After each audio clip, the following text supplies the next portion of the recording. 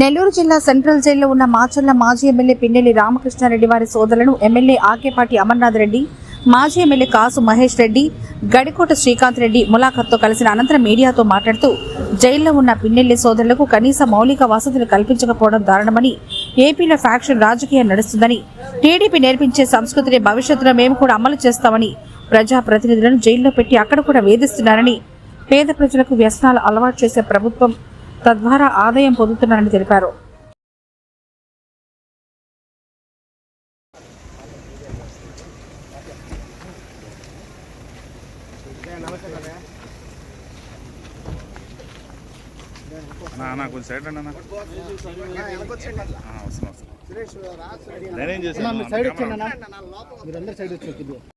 మహేష్ రెడ్డి గారు చెప్పిన విధంగా వ్యవస్థలు వాటికి పని చేయనీయకుండా రాజకీయ కక్షతో ఇలా చేయటం అనేటువంటి దుర్మార్గం. ఈరోజు పరిపాలన ఎలా ఉందంటే, పేద ప్రజలకు వ్యసనాలు నేర్పించండి, ప్రభుత్వ ఆదాయాన్ని పెంచండి అన్నటువంటి రీతిలో మనం చూస్తున్నాం. ఏ రకంగా ఆదాయం వచ్చినా పర్వాలేదు, ప్రజలు ఏమైపోయినా పర్వాలేదు, లాటరీలు పెట్టి 3,000 కోట్లు టార్గెట్ పెట్టుకోండి, మీ ఇష్టానుసారం కోర్టు ఆదేశాలకు వ్యతిరేకంగా ఏదైనా చేసుకోండి, ఎటువంటి పందాలు నిర్వహించుకోండి, జూదాలు ఏమైనా చేసుకోండి, ప్రభుత్వానికి ఆదాయం రావాలన్నటువంటి ఇంటెన్షన్తో పరిపాలన సాగుతుంది అని అంటే, దాని కంటిన్యూషన్గా ఈరోజు జరుగుతున్న పరిణామాలు మనం గమనించుకుంటే అదే జరుగుతోంది. మాచర్ల నియోజకవర్గంలో ఆధిపత్య పోరులో భాగంగా వాళ్ళకు ఒకటే పార్టీ వాళ్ళు ఏదో చేసుకొని దాంట్లో సంఘటన జరిగితే, ఏ సంబంధం లేనటువంటి అన్నదమ్ములను ఈరోజు బంధించి దాదాపుగా ప్రభుత్వం వచ్చినప్పటి నుంచి వేధింపులకు గురి చేస్తున్నారు. వేధింపులకు గురి చేసడమే ఒక తప్పు అయితే, వాళ్ళను ఏ తప్పు చేయని వాళ్ళను కేసులు అక్రమంగా పెట్టి ఒక పక్క జైల్లో పెట్టి మరొక పక్కన జైల్లో కూడా హింసించే విధంగా వాళ్ళకి ఇవ్వాల్సినటువంటి ప్రొసీజర్ ఏదైతే జైలు మాన్యువల్ ఉంటుందో అవి కూడా ప్రొసీజర్స్ కూడా ఫాలో కాకుండా నిర్దాక్షిణ్యంగా ఏడిపించడం ఎంతవరకు సమంజసం. వాళ్ళకి ఇచ్చేటువంటి ఫుడ్ కానీ మిగిలిన అన్నిటి విషయాలలో చాలా నిర్లక్ష్యంగా చేస్తున్నట్టు అనిపిస్తోంది.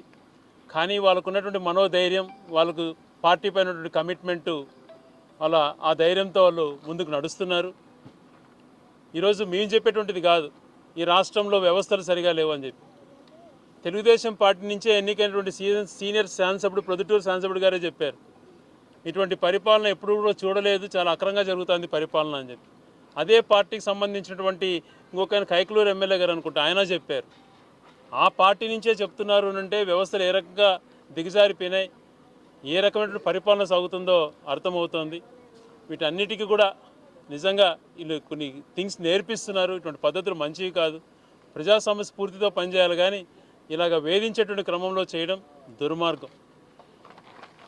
మేనేజ్ చేసేటువంటి చంద్రబాబు నాయుడు గారు ఈ రోజున వ్యవస్థల్లో ముఖ్యమైన భాగమైనటువంటి జైలు వ్యవస్థను కూడా మేనేజ్ చేస్తూ ఉన్నారు.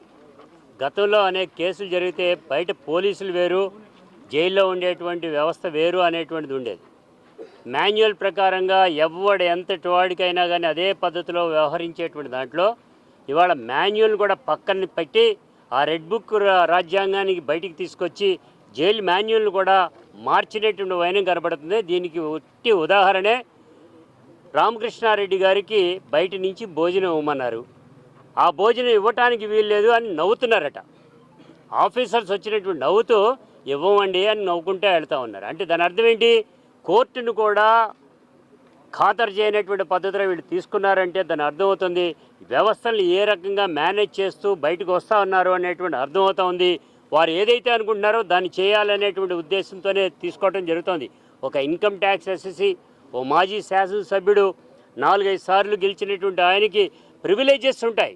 ఆ ప్రివిలేజెస్ని మాన్యువల్ కూడా పక్కన పెట్టి వీరు చేసేటువంటి దురాగతాన్ని చూస్తూ ఉంటే మాచర్లలో ప్రజానీకం యావత్తు కూడా వెంటనే రామకృష్ణారెడ్డి గారికి అండగా ఉన్నామనేటువంటి వాడు చెప్తా ఉన్నారు. ఇంతటి దుర్మార్గమైనటువంటి పరిపాలన కొనసాగితే ఎటువంటి పరిస్థితుల్లో తొంగలో తొక్కుతారు ఈ ప్రభుత్వాన్ని అనేటువంటి భవిష్యత్తులన్నీ కూడా ఈ సందర్భంగా కూడా తెలియజేస్తున్నాం. రామకృష్ణారెడ్డి గారికి ఇప్పుడు ఉన్న పడంగా ఫెసిలిటీస్ కల్పించకపోతే ఉద్యమం కూడా వస్తుంది, పల్నాడు జిల్లాలో కూడా హెచ్చరిస్తూ ఉన్నాం.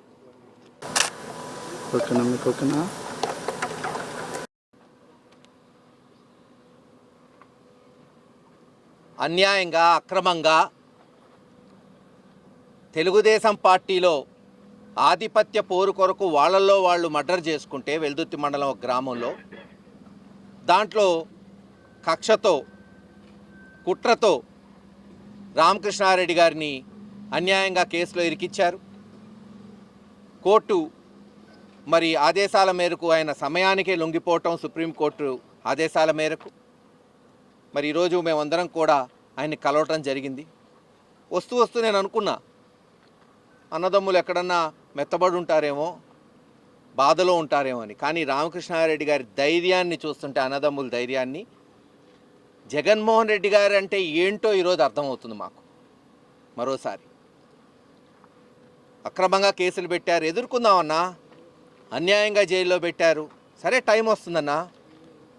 మౌలిక సదుపాయాలు కూడా కోర్టులో గెలిచి ఒక మాజీ ఎమ్మెల్యేకి లేదు ఒక పౌరుడికి ఉండాల్సిన మౌలిక సదుపాయాలు కూడా ఈరోజు జైళ్లలో మరి అందుబాటు చేయట్లేదు.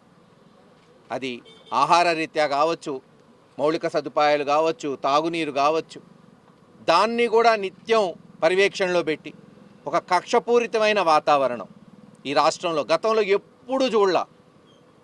ఎప్పుడు ఈ రకమైన రాజకీయ వాతావరణం ఒక ఫ్రాక్షన్ నడుస్తుంది ఆంధ్రప్రదేశ్లో, పాలన కాదు. సరే మీరు నేర్పిస్తున్నారు, రేపు అవే పాఠాలు అవుతాయి.